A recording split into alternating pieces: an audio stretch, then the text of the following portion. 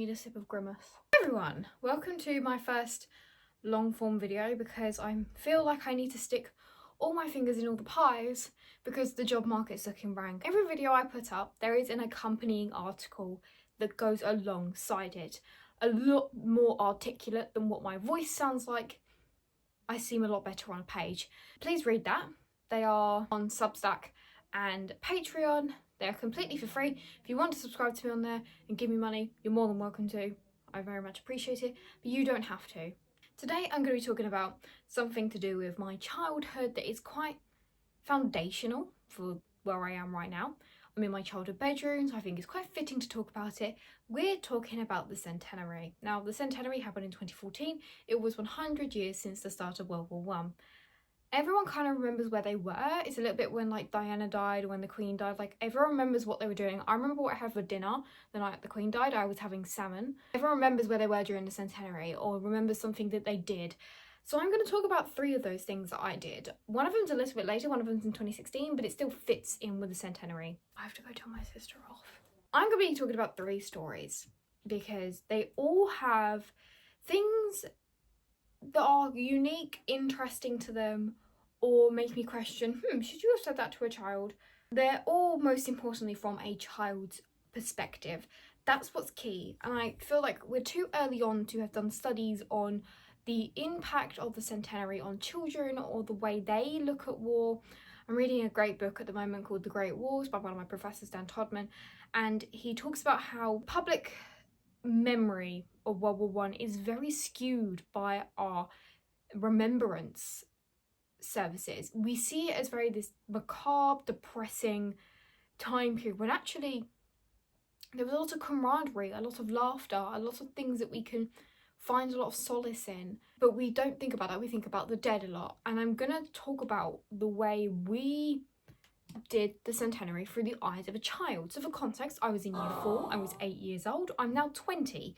So that's how long ago it was. It was a very, very long time ago. And I'm going to start with the first story, all about London. London is my bread and butter, it's where I live, it's where I breathe, it's where I go to university, it's where I work. So I'm there 99% of the time, currently in Kent, big up Kent. London is where the heart of British celebrations of the Centenary were. Now, I was actually going on like a mini holiday there at the time. I was on a boat, so I docked in St Catherine's, very close to the Tower of London. And I have very, very distinct memories of the smell of the roasting chestnuts and the like the peanuts, the little stalls that you have. And that just has cemented itself in my brain. And every time I walk past one of them, I'm like, Remembrance Day. It's important that I was docked in St Catherine's because I was walking past the Tower of London every day, and if you don't know, there was a very, very important and memorable memorial put on there at this time. In 2014 there was an installation put in there called The Blood Sweat Lands Seas of Red, and it was these ceramic poppies that were planted all around the moats and in parts of the tower to commemorate fallen lives. There was over 800,000 of these poppies planted, and each day they would do like a service where they'd plant more and more and more. But there were 3 big parts of this installation. One of them was known as the Wave, one of them was known as Over the Top, and one of them was called the Weeping Window. Now, the Weeping Window is the one I remember the most. I remember walking past the Tower of London and seeing this cascade of poppies coming out of a window, and it was so distinct, and it's giving me goosebumps thinking about it right now. But it was just, it's the fact that it was memorable to an 8-year-old, to someone who was in London, so that's a lot to take in. It was my first time properly being in London, other than going to like the Natural History Museum, and that being the thing I remember the most is so distinct. I was 8. It's not the fact that I couldn't grasp what it was. I knew poppies were Remembrance Day. I knew what Remembrance Day was. We were commemorating fallen soldiers. But I didn't understand the significance. But it's the fact that it was so memorable and so poignant is what's key. And it's the fact that it was an installation done right, that even the child and a child's mind could understand the importance. It's so ingrained in my memory. And they recently did something quite similar with poppies, where they had them coming out of Traitor's Gate and actually from the top of one of the towers. But it's this weeping window. It might be the alliteration, it might be the fact that it's so visible, it's in a very visible public area, it's right near where the square is, in that area on Tower Hill. but I just remember it so clearly, and it has not haunted me, because I don't think it's haunting. I think it's just this beautiful demonstration of remembrance that we did really well in the UK. My second story is one that was directly in primary school. Now, my last two are, but this was directly in primary school. It was in the heart of the Centenary, and we had a pantomime day. Now, I don't know if this was a thing throughout the UK or globally, I don't know. Maybe once or twice a year would have a theatre production or company come into our school and put on a show for us. It was really cute. I remember one year we had Aladdin, we had the Jungle Book. It was just really cute, quite campy, just lots of fun for the kids. It was a morning or an afternoon when we got to just fart about and do nothing.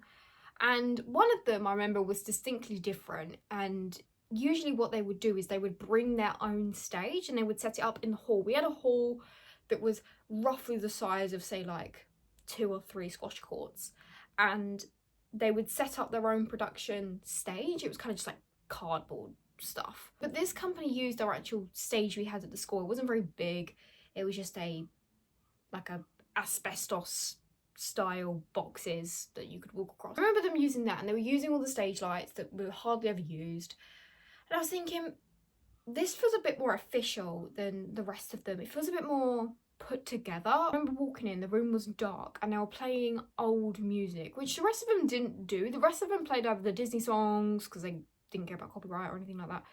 And they were just playing this old-timey music, and I was like, this is bizarre. This is weird. I don't remember entirely everything about what happened, but I remember these 2 men coming out, 2 or 3, I think it was 2, there might have been 3, and they were in khaki clothes, in a uniform, with tins strapped to their waist and guns. And I was, every kid knows what World War I uniform looks like. They know that it's this old-timey uniform, a bit like police uniform nowadays, but different colour. Everyone knows that that's what it looks like. And I was like, oh, this is about World War I. And I don't have a clue as to what happened throughout the rest of it. The rest of it's a blur, but I remember one really specific bit. They were lined up like this, so 1 man here, 1 man here, and one of them placed their arm on the other one's shoulder. Just imagine it, this with my hands. And they started singing It's a Long Way to Tipperary. It's a long way to Tipperary. That is one of the most famous songs ever from this time period, and it showed them, they were like walking around the stage, singing, skipping, and they went off to war. All I can imagine is that it ended with them going over the top Blackadder style and not really giving much emphasis on the actual fighting, because obviously we're in a room with the ages of 4 to 11, like you can't be showing blood and guts to them. That's a safeguarding concern. That to me was just really poignant, and like, again, I didn't really understand it. I didn't understand the historical connotations. I didn't quite grasp what they were doing, but it's, again, it's the fact that that is the key image that's stuck in my mind. That is the thing that has cemented itself in my memory during that time period of production. Are there good and bad ways to introduce the topic of war to kids? Yes, and my third story is a much worse introduction of war than it was than this one, because at least this one was kind of, had a musical element to it. It didn't lie, it didn't, not the next story lies, but it's more the fact that it's less coercive and it more just tells you a story. This one was in year 6, so I was around 10 or 11 at the time. 2016, so we're midway through the Centenary. I had a teacher called Mr. Angus. Now, he was Canadian. I don't know if that plays into any of this, that he actually wasn't British, that he didn't have the same memories or the same narration of the war as what we had in Britain, but he still was a part of the Commonwealth and the colony at the time, so it's a little bit different. But I don't know. Every year in primary school, we had like a historical term where like our topic of that term was a historical topic. I remember in year 4 it was the Celts, year 5 it was the Egyptians, year 6 it was World War I, which is quite different to the other ones. The other ones were like ancient empires and stuff. I taught the start of World War I. Guy called Franz Ferdinand goes to Bosnia, gets shot by the Black Hand gang. We were reading at the same time Warhorse. Recently went to go see it in the theatre. Thank you so much to the National Theatre for inviting me. It was beautiful and I cried so much. I actually cried so much I had to miss the after party because I was that distraught. First time reading it was when I was 10. I read the book. We read the book as a class. We had it open in front of us and we were popcorning around the room. And if you don't have popcorn in it, it's just passing it on to the next person who needs to read. And I remember really distinctly the cavalry charge. The first time that the horses get put on the front they charge, and basically everyone dies. A bit of an over-exaggeration, but a lot of people die in that scene. And it was so traumatizing as a kid. I'm literally, again, I'm getting goosebumps thinking about it. Ugh. It was so distressing as a child. I do think that is a good way of introducing them to the topic of war, because it is a hard topic. Like in my article I talk about that there is actually no way to introduce this topic to a child appropriately, because it's so awful. It's an awful thing to talk about if you deep it, which you have to. We're reading this, we're doing it throughout the term, we're learning more and more about it. We're learning about the zigzag trenches, we're learning about trench warfare, trench foot, all that kind of stuff. The typical things you would learn about World War I in a classroom setting. We finished the book. Mr. Angus goes, "So, who wants to enlist in the army and join the front?"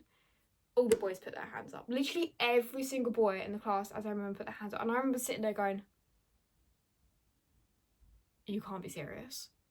You can't be serious. Okay. It was weird. It made me so uncomfortable. It made my stomach turn, because we've just read a book about the horrors of war and a horse, like from the eyes of a horse, and how families get ripped apart and how you're being sent off to die a lot of the time. Now, debates around donkeys leading the blind, There's a lot of historical discussion there. We're not going to get into it. But let's get into young men were sent to die, and they probably shouldn't have died. They were fighting a war. They didn't even know the people they were fighting for. Okay, let's preface that. All these boys put their hands up. And I just sat there like, what? First of all, you can't ask children that. Second of all, you can't put that idea in any kid's mind. From what I know, I don't know many people. I went to primary school anymore. I don't think any of them have enlisted in the military, although we do live really close to a military base, so it could be so, but I don't know. I genuinely don't know. I don't know how much that actually did have an impact. But you've got a room of 11 year olds maximum. There's 30 of them, and you ask them who wants to enlist in the army after reading War Horse. That to me is mind-blowing. Again, I don't know if this is a Canadian thing, and I'm not going to pull a South Park and blame Canadians. Do my Canadian followers, are you taught a different version of the war to the typical British way of, I mean, you guys have probably seen how we do our remembrances. We congregate around the cenotaph and cry. Yeah, it makes sense too, but is it different in Canada? Do you tell a different narration of events? I want to know. The point is that how do you tell kids about World War I? From a child's mind, I was a very mature child, but still, I feel like everyone in the room should have been deeply disturbed. I don't know why the TA didn't step in and go like, hey, don't ask kids that, that's weird.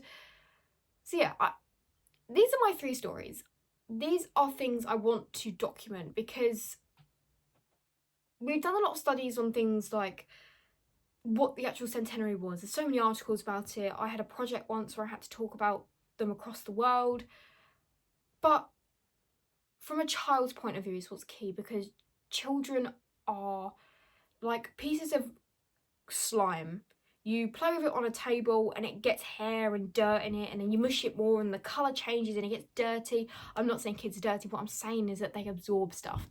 Stuff clings to them, and that shapes who they are as people. Now, I don't think those lessons I learned are the reason I study these topics. The reason I study these topics is because of my GCSEs.